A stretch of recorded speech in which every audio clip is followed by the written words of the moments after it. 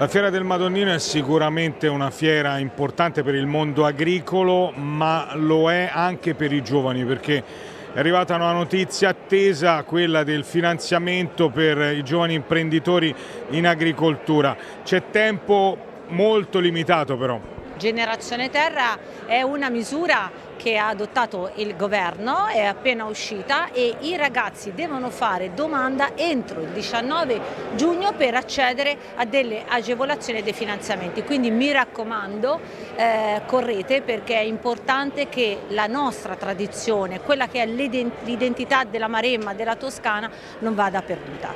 Si parla di un plafond di quanto?